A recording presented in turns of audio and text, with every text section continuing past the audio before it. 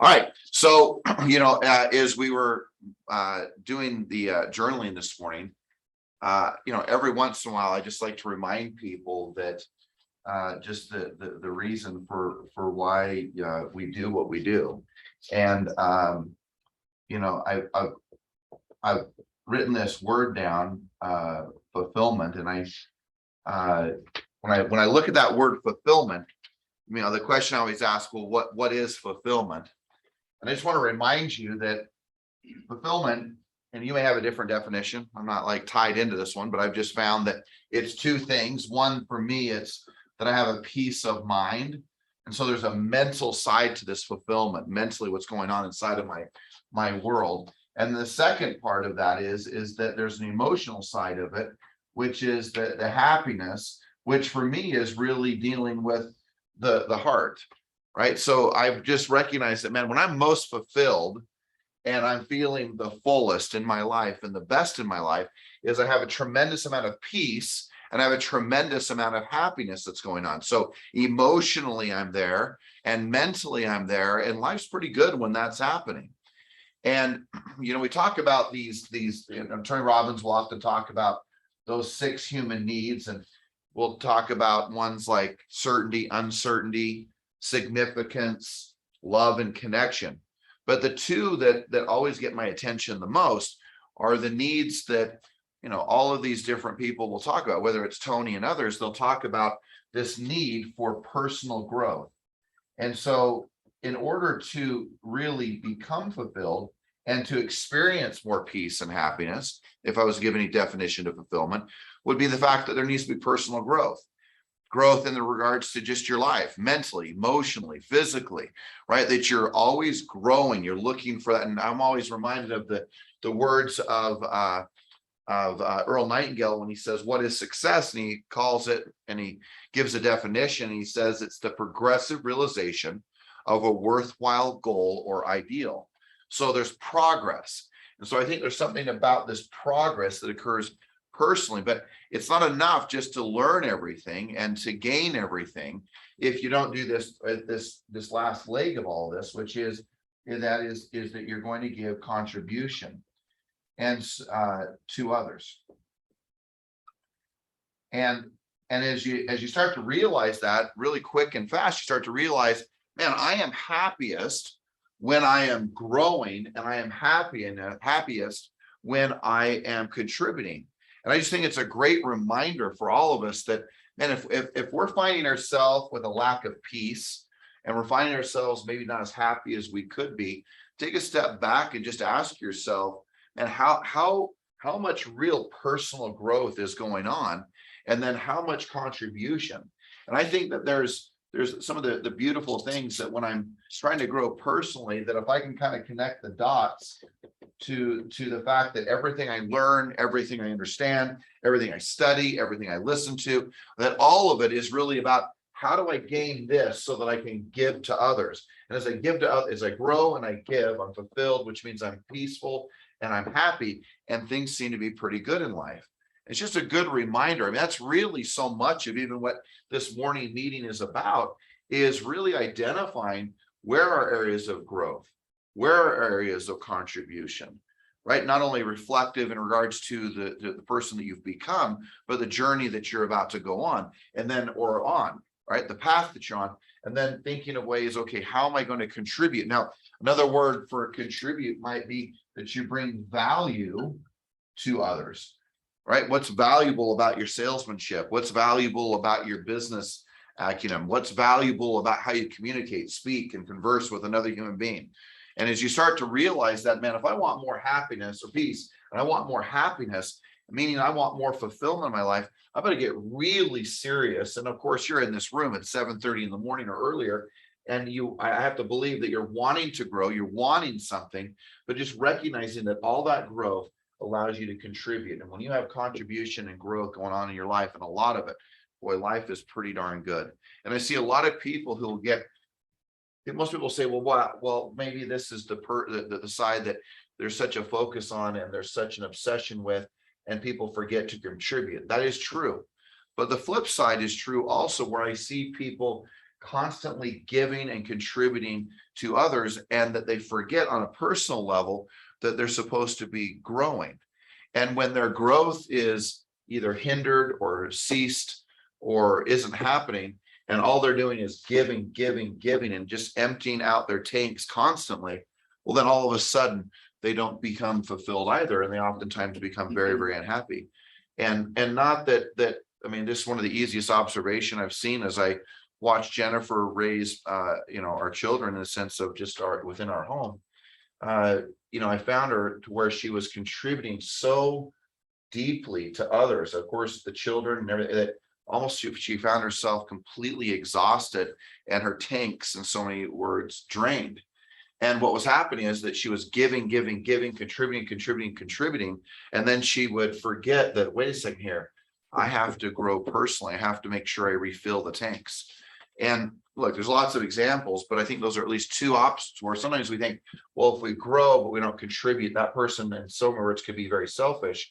But also the person who is contributing to others and giving everything they have and losing sight of the fact of themselves also has some major challenges. So just a balancing act. I think a lot of it has to do with being aware of how you're running your life. And if you're feeling very empty, or you're sad, or you're depressed, or you're anxious, or you're disconnected from yourself, just come back to this growth and this contribution, and elevate it in some fashion and way. Make sense? Okay. So as we move through this, just a couple of things. I'm going to repeat this probably over and over and over again. I'm switching gears on you completely, but it's almost next to impossible today in today's marketplace, unless it's a home that's probably under 300 or 400,000 bucks. But even then, those are more condos and somewhat of either a townhome of some sort. But I want you just to think about just pricing. And I want you to think about pricing from two factors, which we didn't get a chance really to talk in great depth about this in regards to Elevate. But whether you're working with a buyer or working with a seller, there's something to be had in regards to pricing and understanding that. And I remember it was really the last leg of my business that I really began to understand and really committed myself to understanding it, and knowing that I could get a reduction of a price, or that I could really confidently know that as I was working with a buyer, that I knew that the price that I was either offering or working from was something that made sense because of how I approach pricing. And it may have been some time, and if someone else has repeated this, man, the mother of memory is repetition. But I just want to point out a few things of just the strategy, because when we were at Elevate, people were asking me, well, what is your philosophy in regards to pricing? And we talked about where we kind of moved over it very quickly, where we're going to talk about market conditions, we're going to talk about the pricing strategy, and now we're going to talk about the actual price. So what is the pricing strategy? It's basically this: if 2 to 3 weeks at most have gone by, man, I wish someone would have sat down with me early in my career and said this to me. I mean, it took me nearly a decade before I really understood pricing and understood even just this most basic of strategy, that back really in 2007 is really where I got really serious about pricing and realizing that the power of pricing something right, but also teaching and educating a seller or even a buyer through that process. So if 2 to 3 weeks have gone by, for some of you, this isn't necessarily new, and we have no offers, this is the key word, no offers, well, then we know that in history, we're at least 7 to 10% overpriced. You guys, I used to write this down every single time on every single listing. I would write that very thing out. I'd turn over a piece of paper, Kelly, and I would write it out. Let's talk about my pricing strategy. Here's the strategy. If 2 or 3 weeks have gone by and we don't have an offer, then we know we're at least 7 to 10% overpriced. There's one element to this, and it's not, it's critical why it's 7 to 10%. I didn't put it up here, so we're going to put it up here. And that is that we have this is the key thing here, no showings. Okay. So if there are no showings over a 2 or 3 week period of time, and we go back and we say, man, we still don't have an offer, of course, because there's no showings, no one's looking at it. And we say, well, people are looking at it online, yes, but no one has physically walked through the property. That means we're at least 7 to 10% overpriced. And when I understood that, all of a sudden it was easy to talk to anybody. I'd say, great, we can talk about this all day long, but the best marketing in the world will still not sell an overpriced property. Remember that, right? The best marketing will still not sell an overpriced property. And sometimes we get caught in this idea going, well, I wonder what's wrong. What's wrong is that the home is overpriced. As long as the home is accurately, or the property is accurately put into the MLS, as long as there's a few other, things, minimal things in regards to marketing, availability, condition of the home. I mean, right? Or maybe it's online and making sure photos are there, but let's just take the basics are done. Then the real issue is this, and not to be confused, which I talked about at Elevate, but not to be confused with the fact that just remember, there are things that get listings and there are things that sell listings. And this is all about getting the listing sold after you have the listing. Okay. The second part is this, that if 2 to 3 weeks have gone by, and by the way, you may ask, well, why 2 to 3 weeks? Well, sometimes when the buyer pool in an upper end property is higher, I might extend the time. So if I was selling $1.5 million home or $2 million home, I might move to the fact that the 3 week, or maybe even, man, and I hate to even say this because I don't want this to be on a 300, 400, 500, 600, 700 plus or $800,000 home, but I might even push that to a 3 to 4 week period of time, only because the buyer pool is so small on a 2 or like a $3 million property. There's only a few buyers for something like that today's marketplace, and really all the time in the marketplace. All right. So go back to point number 2. I write this out again. 2 to 3 weeks have gone by, and still we have no offers.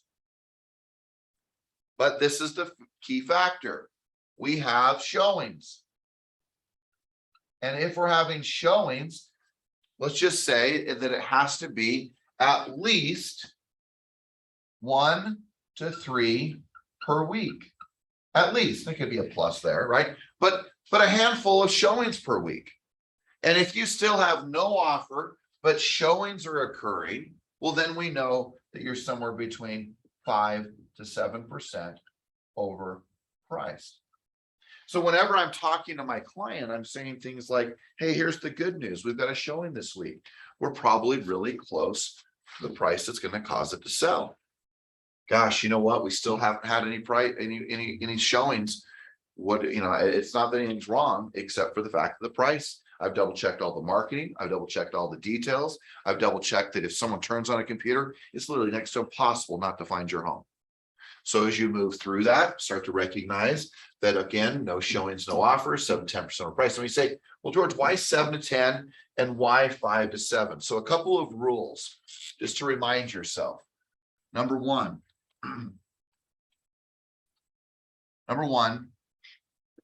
in simple words, you are not the market. You're not the market. So in so many words, let's just put ... here. Stop taking responsibility for it. So stop taking responsibility for the market. Now, what I mean by that is people will get caught in this idea, and I think someone mentioned it yesterday, it might have been, or last week was Rick, that if you're taking responsibility for the market when it's good, well, then what happens when it's bad? You have nothing to do with the market. Unless you're buying that particular home, you have nothing to do. And there's something liberating within myself over these years where I'm like, I'm not responsible for the market. I'm not responsible for how many people sell in it. I'm not responsible for the rates. I'm not responsible for the inventory. I'm not responsible for when it was a lack of inventory or there was too much inventory. I'm not the market. And so the problem is that agents start to try to guess or take responsibility for the market. And I would just challenge you that stop doing that, because if you put emotion around this market, you're going to be a train wreck emotionally. Okay, so that's the first thing. Don't take responsibility. Second is this. This was a big deal to me. No property goes overpriced or underpriced. And this is the only if at least 7 days goes by in the market. You guys, I used to have a cheat sheet, and I would encourage you guys to start creating a sheet of pricing, just almost a combination of what's my thinking regarding pricing, but what is my messaging regarding pricing. Don't let today just be, okay, like create something, like a form within yourself, like something that you work off on your either like a notes, even just the notes section of your phone that you know is always there. All right, what are my strategies for pricing? Okay, what are my thoughts in regards? Okay, I don't take responsibility for the market. I'm not the market. Okay, no listing could go underpriced or overpriced. And if that's the case, I have to remember that, because if I underprice it, what happens? What happens if I underprice it? Multiple offers. Right? And if I overprice it, what happens? No. Offers. Or Jackson, what will happen is a lowball offer will occur. So the thing is the market will never allow you to underprice or overprice the property. Even the big corporations that we work with, all they ask is, here's an example. Most of them say we have to have it on the market for at least 7 days to receive all offers. Now, if we represent the LDS Church in all of North America for all their real estate, they actually make it to be at least 30 days on the market, because they want to make sure that the market's not either overpriced or underpriced. So they want to make sure the home is on the market for a certain amount of time, no matter what the offers. Okay. So as you start moving through this, start to realize, okay, again, what is my strategies for pricing? All right, what is my beliefs around pricing? All of a sudden, when I get this right, I can have some really intelligent conversations. But here's the last, and that is this last point. Just put it up here, number 3. And that is that all homes or properties, whatever you want to say, all right, all homes and properties sell within 3% of their list price. That is key. At least. Now, in great markets, it sells for what? More than what? Is it? It's not less than that. It's sometimes even more than that. I mean, it sells within 100% or 0% of the list price when markets are white hot. But when markets are not white hot, they still sell within 3%. And so I used to do this because I'd sit there and do an analysis over the years. So in 08, and I'd sit here and say, hey, look, here's the deal. I don't even know ultimately what these people originally listed for. I've only looked at the sales price. How about we go back and just look at this really quickly? Even when the market was crashing, I said, let's look at the final sales price in relationship to the list price and those concessions, and let's see if they're within 3%. Every time. I mean, an anomaly here or there. But again, we're taking the average. It was always within 3%. So do not get in the habit of reducing homes by 3%. They say, well, I reduced it 3%. No, don't even reduce it. Because if it was going to sell, it would already sell within 3% of the list price. You have to reduce a home at minimum 5%. Do not allow them to talk you into this 3% thing. Now, look, I'll give you the exception. The only reason I would allow it to be 3% is instead of 1 to 3 showings, maybe I'm having like 10 showings per week.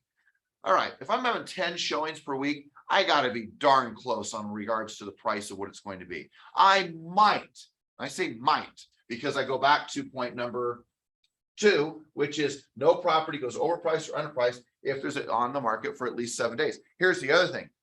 How fast do you think a home sells once it's priced right on average? Not total market time. Once it's priced right, how fast do you think it sells? Go back into the history and go, oh, adjusted to 500,000. How fast does it sell? Within 30 days. Within 10 days. Every time. Go look. Go prove them I'm wrong. Now, will I think you'll get the one-off, the anomaly, well, George, there was this one. Well, I'm not talking about the one anomaly. I'm talking about on average. Meaning that 9 out of 10 times, it's going to happen to where the home is going to sell within 10 days of when the home is priced right. So know this, that when you price a home right, you're 10 days away from having it under contract.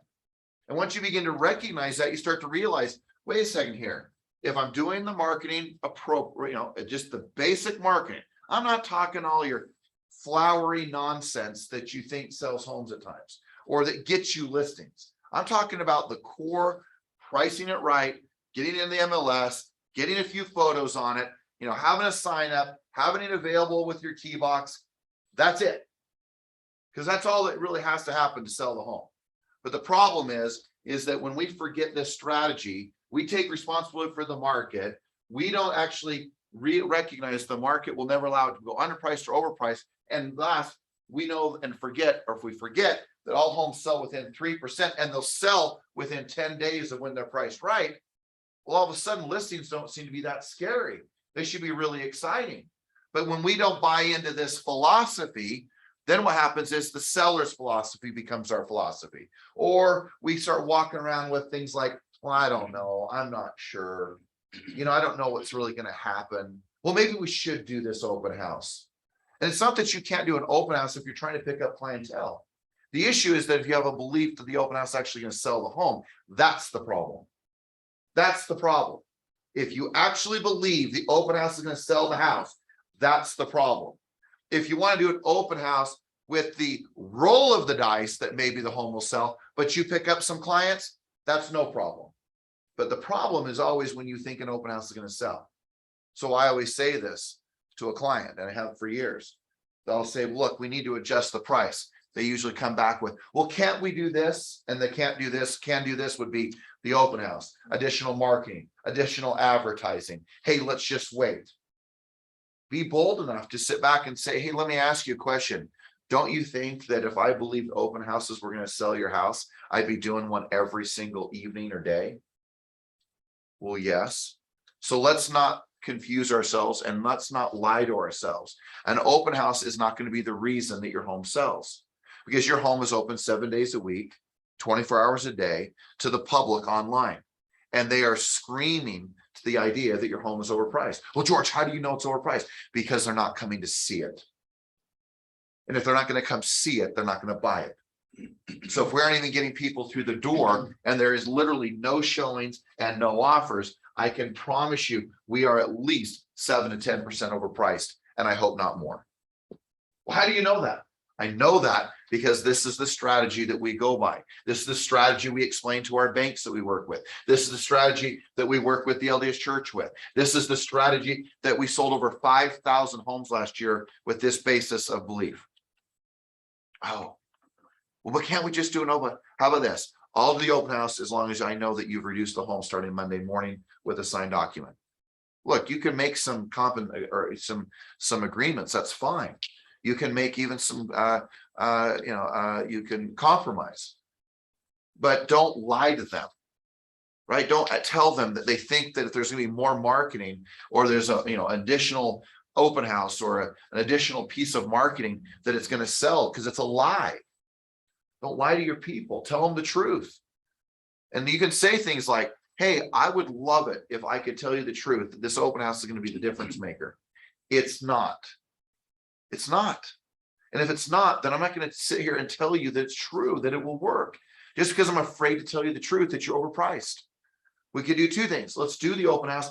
But you know what? We got to get the price right. And if we get the price right, the home's going to sell and everything is going to work. So your number 3 there could say within 3% of their current list price. Correct. Yes, for Not sure. The original. Not the original, the current. Yeah. And you can put number 4, right? Within 10 days. Go look at it. Go look at the history. Just pull up your MLS, right? And look, go, oh my gosh, they all do sell within 10 days once they're priced right. So just remember, you're within days of an offer, days of getting it sold, days of putting it under contract, as long as you get the price right. The real challenge is how hard are you going to push on the price? How hard are you going to display the fact that they're overpriced? Just remember, close with this, and we got to wrap up, but just remember that you're hired Let me say, come on, George, well, that's silly. Why would you say this? What I'm gonna tell you. And I said it in my presentation, those of you who watched it or were there at Elevate.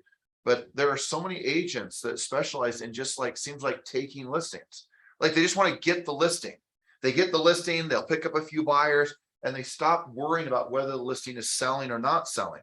Or they start thinking like, I just hope it sells, or they're praying that it sells. And I'm not suggesting that you shouldn't have hope, and I'm not suggesting you can't have a great prayer. But in the end of the day, it's none of those things, in my opinion. It just has to do with if you price it right, everything else comes together. And so again, don't be that agent that specializes in listing homes. Specialize in selling them, because they've hired you with the belief and the idea that you're going to get the home sold. And if you don't sell it, that is the worst customer service you could ever give, is not selling the house that they've hired you to sell. The ultimate failure of customer service is not selling the house.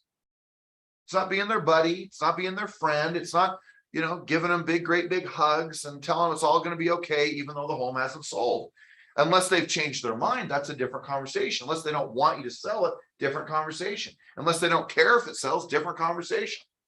But don't underestimate that every day they are hoping and expecting that you've sold the property.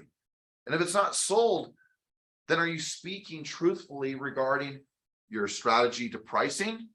And really, this is more even things. Yes, some of it you can say to a client, but you can also use it as even a reminder to keep your mindset right. So you don't get down these corridors, these rabbit holes with clients thinking that they know more about pricing than you do. Get really clear on what it means to price a property right. Get really clear that once you've priced it, how you move through that process, and making sure that as you go through that process, that you get the property sold, because that is what they've hired you to do. Okay. Any thoughts, comments? Ruby, Rick, anybody? Okay. I would encourage you. I just wanted to add one thing, that when you do this and you say, hey, it looks like we're getting closer to the price that we need, your future pacing, because even if they're not getting offers, then they're like, oh, we are getting close. So they'll remember that when they don't get an offer, saying we're so close. And then you can do another reduction. But if you believe it's going to sell at that price, guess what? They're going to listen to you. They're like, well, you said it's going to sell at this price, so we're going to stick with it. But if you future pace them saying, hey, we're getting close to that price, they know that something's going to come if you don't get an offer. Yeah. I have one comment on it. What I always tell my clientele, what your home is worth is what a buyer can get for their money. The market speaks to us in an encrypted language. It's up to us to read that, tell them where that market's at, and apply the pricing strategy accordingly. It all works 100% of the time, without question. Yeah. So. Does. Okay. All right, let's roll. Rise. Let us